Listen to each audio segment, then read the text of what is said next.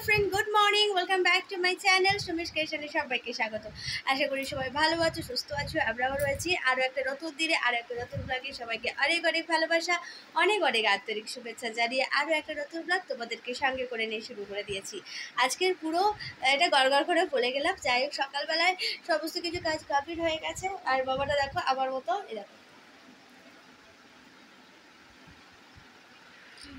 ও একটা ওড়নাটাকে নিয়ে, আমি ওড়নাটাকে নিয়েছি, ও ওড়নাটাকে নিয়ে ও সুন্দর করে করছে। যাই হোক বন্ধুরা, সঙ্গে থাকো, সাথে থাকো। সারাদিন কী করছি না করছি সবই তোমাদের সঙ্গে শেয়ার করছি। আর ভালো লাগলে অবশ্যই পাশে থেকো, এটা রোজই বলি। আর ভালো লাগবে না কেন, আমি কোনো এ করি না। হ্যাঁ, হবে হয়তো ভিডিওর কোয়ালিটি একটু অন্যরকম হয়। আমরা যেমন মা আর মেয়ে দুজনে মিলে, আর বাড়িতে আরও অনেক থাকলে, যে সদস্য থাকলে তাদের সঙ্গে কথা বলা, তাদের সঙ্গে মেশা, তাদের সেটা একটা অন্য রকমের ব্লগ তৈরি হয়। তো আমরা আজকে বাড়ির মধ্যে মা আর মেয়ে দুজনে, বাবা তো তাদের মতো কাজে ব্যস্ত, কখন আসে আর কখন যায় তাদের খাওয়ারও সময় নেই, আর চান করারও সময় নেই। মাঝে একটু কাটতে হলো, মামা দুষ্টুমি করছিল, ওকে ধরে দিয়ে আসতে গেলাম, তো সেই কারণেই মাঝে কেটে দিয়ে যেতে হলো। তো চলো দেখতে থাকো, সঙ্গে থাকো। বুঝতেই পারছো আর গরম পড়েছে। আজকে দুদিন গরম পড়ে, একদিন হয়তো বৃষ্টি হয়, আবার দুদিন গরম পড়ে, আবার বৃষ্টি হয়। দেখি দেখা যাক। পরশু দিনে তো বৃষ্টি হলো, আজকে হচ্ছে বৃষ্টিটা মানে হয়নি।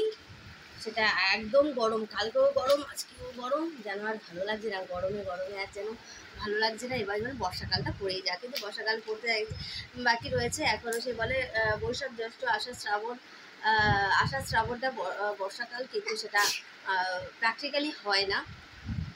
একটু গরম তো থাকে, ভ্যাবসা একটা গরম থাকে। তো চলো বাকি কাজগুলো করো, মানে করে নিই। মোটামুটি কমপ্লিট সব কিছু করে দিয়েছিলাম। এখন ফ্রেশ হয়েছি, ফ্রেশটা হবো, চেঞ্জ করে নেবো। তো চলো দেখতে থাকো, সঙ্গে থাকো। বাকি কাজগুলো মানে বাকি ব্লগটা এগিয়ে দিয়ে যায়। আজকে একদম স্নান করে রেডি হয়ে নিয়ে একদম চলে এসেছি ছাদে, একটু ফুল তুলবে বলে। কিন্তু ফুল সেরকমভাবে ফুটছে না। গরমকালে তো ওই জবা ফুলটাই বেশি ফোটে, কিন্তু আমার জবা গাছে একটু প্রবলেম হচ্ছে, তো গাছটায় একটু ফুলটা একটু কম ফুটছে। তো মোটামুটি যা পেয়েছি তাই দিয়েই আজকে পুজোটা সারবো। তো পুজোর জন্য ফুলটা তুলতে এসেছি। এই যে নয়নতারা ফুলগুলো বেশ ফোটে, তো এগুলোকে নিয়েই আজকের মানে পুজোটা কমপ্লিট করবো। আজ যেহেতু বৃহস্পতিবার, তো আজকের পুজো থেকেই আজকের ব্লগটা মানে এইভাবেই, ব্লগটা সকালবেলায় কন্টিনিউ করার ইচ্ছা ছিল, কিন্তু হয়ে ওঠেনি। তো সকালবেলা উঠে ঝটপট করে কাজগুলো কখন গুছিয়ে নেবো সেই চিন্তায় থাকি। আর ক্যামেরা অন করতে গেলে আবার দেরি হয়ে যায়, মেয়েটার পড়তে বসাতে হবে, অনেক কাজ থাকে। তো সেই কারণেই এই দেখো আমার পিছু ঠিক মানে বুঝতে পেরেছে, দৌড়ে এসে রাগ করে দেখো ফুলটাকে ওরমভাবে দিয়ে দিল। আমি বলছি যে ওটা গুছিয়ে দিতে হয়, আবার আমি সরিয়ে নিয়ে ও যা খুশি করুক নিক, তারপরে আমি আবার ফুলটাকে সুন্দর করে গুছিয়ে নিচ্ছি। আর ফুলগুলো গোলাপি রঙের ফুলগুলো না, দেখতে কি সুন্দর দেখতে লাগছে। মানে প্রতিটা জিনিসে আলাদা একটা সৌন্দর্য। দেখবে যে ওই যে বুনো বাজারে যেরকম একটা বুনো ফুলগুলো হয় না, ওগুলোরও আলাদা একটা মিষ্টি সুন্দর একটা, মানে প্রতিটা জিনিসের সৌন্দর্য রয়েছে। বেশ ভালো লাগে। সুন্দর করে সাজিয়ে নিলাম, নিয়ে ঠাকুর প্রণামটা করে নিই। তো চলো দেখতে থাকো।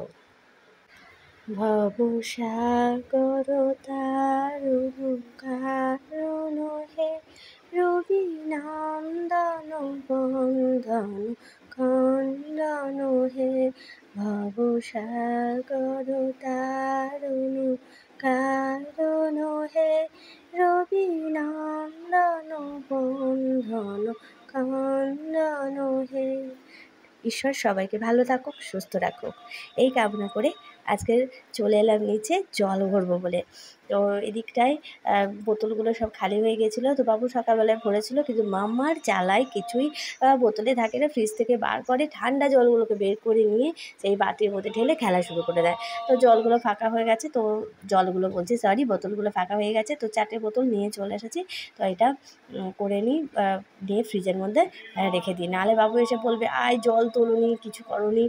সে আমার যেন যত রকমের জ্বালা হয়েছে, যে দিনের বেলায় কতবার যে আমি জল ভরছি, আর ওই যে ঘরে বারান্দায় খেলা করতে করতে এত জল ফেলে, আমি যে কতবার মুছি সে আমিই জানি।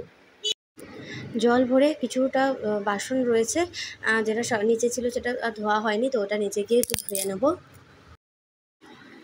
এখানে আসার পরে এই টাইম কলের জলটা মানে টাইমে টাইমে না নিলে কী যে সমস্যা হয়। আমাদের ওখানে অত সমস্যা ছিল না, সব টিউবওয়েল এরকম থাকে, তো সেখান থেকেই জল যখন খুশি তখন নেওয়া হয়। আর এই টাইম কলের জল হলে যে কী যে সমস্যা, টাইম চলে গেলে ব্যাস। আর যদি জল যদি না নেওয়া হয় আর সেটাও অসুবিধা, আবার যদি কারেন্ট না থাকে তো সেটাও মানে অসুবিধা। আবার যদি কারেন্ট রয়েছে সবই রয়েছে, যদি জল না আসে তখন আবার আরেক সমস্যা, যেটা জলের জন্য জল না হলে তো কোনো কাজই কমপ্লিটই হবে না। আর মাঝে মাঝে হয় টাকিতে জল শেষ হয়ে গেলে রাত বসে থাকতে হয়, কখন জল আসবে তখন সেই আশায়। তো জলটা ওই জন্য সবসময় ধরে রাখতে হয়। চলো এদিকটাই বললাম না, দুটো বাসন ছিল সেটা একটু ধুয়ে নেব, নিয়ে তারপরে রান্নাবান্না তো বসাবো। স্নান করা তো হয়ে গেছে, তো ওদিকে চিন্তাটা আর নাই। আর এগুলো সব ধুয়ে রেখেছিলাম, কিন্তু ওই যে তবুও আরেকবার ব্যবহার করার আগে না আমি একটুখানি ধুয়ে নিই। এটা আমার এই প্রথম থেকেই ব্যবহার করার আগে একটুখানি না ধুলে ভালো করে আমার যেন মন হয় না। তো চলো এগুলো ভালো করে ধুয়ে নিয়ে রান্নাবান্নাটা কমপ্লিট করে নেব। রান্নাবান্না বলতে একটু সেই ছোলা ভিজিয়েছিলাম, সেটা রাতে ভেজাতে ভুলে গেছিলাম, তো সকালবেলায় ভিজিয়ে দিয়েছি। তো মোটামুটি এখন যা বাজে মোটামুটি হয়ে যাবে। তো একটু আলু দিয়ে ছোলা একটু ভাজবো। তো ওই ছোলাটাই ভাতের সঙ্গে থাকলে খাবে, আর না হলে একটুখানি এই যে মুড়ি দিয়ে মামাকে দিলে মামাও একটু খায়, বা বাবুও এই ছোলাটা দিয়ে ভাজলে বাবু একটু খায়। তো সেই জন্যই এই আলু কেটে নিয়ে একদম ছোলা আলু একদম ভাজা বসিয়ে দিয়েছি। এতটা তো আর মুড়ি দিয়ে খাবো না, ওই রেখে দেবো ভাতের জন্য। আর একটু শাক নেবো ভাবছি, তো শাকটাকে ভাজবো। আজকে ডিমও রয়েছে, তো এই রান্নাবান্না আজকে হবে। তো গরমের সময় তো একটু হালকা পাতলা হলেই হতো, মানে ভালো হয়। আর ভাবছিলাম বাবুকে বলছিলাম যে একটু লাউ কিংবা একটু পেঁপে, এই দুটোর মধ্যে যে কোনো একটা। লাউটা হলে একটু অনেকটা পাতলা পাতলা করে ঝোল খাওয়ার খুব ইচ্ছা হচ্ছিলো। তো একটু বাবুকে বলেছি যদি তুমি পাও, টাইম পাও আর মনে থাকে, সবচেয়ে বড় ওর কিছু মনে থাকে না। তো যাই হোক রান্নাবান্না করে খাওয়া দাওয়ার পরে একদম ফিরে এলাম বিকালবেলা। এই যে তরমুজটা নিয়ে এসছে, আজ 3 দিন হয়ে গেছে ফ্রিজের মধ্যে রাখা রয়েছে। 2 দিন আগে বৃষ্টি হচ্ছিলো, তো সেই জন্য আর কাটিনি। আর এটাকে গরমকালের মধ্যে ফ্রিজের ঠান্ডা ঠান্ডা তরমুজ খেতে বেশ ভালো লাগে, তো সেই জন্য ঠান্ডার সময় আর মানে বৃষ্টি পড়ছিলো তখন আর কাটিনি। আজকের মামা বললো যে আজকে কাটো, নাহলে ওর মন যেন টিকছে না। 10 বার ফ্রিজ খুলছে, আমার মামা ওয়াটারমেলন খাবো নেই। এই কেটে দিয়েছি, কোকিল লাগছে, তরমুজটা কেটে দিতে তবে শান্তি। সকালবেলা লেবু খাবো করে মাথা খারাপ হচ্ছে, আর এখন ওয়াটারমেলন। আমি আবার সেই ছুরিটা নিয়ে কাটতে শুরু করেছি। সেই কিছুদিন আগে সেই মেলা থেকে ছুরিটা কিনেছিলাম, সেটা যে খুব যে ধারালো নয়, কিন্তু মোটামুটি কাটা যাচ্ছিলো সবজি হালকা করে।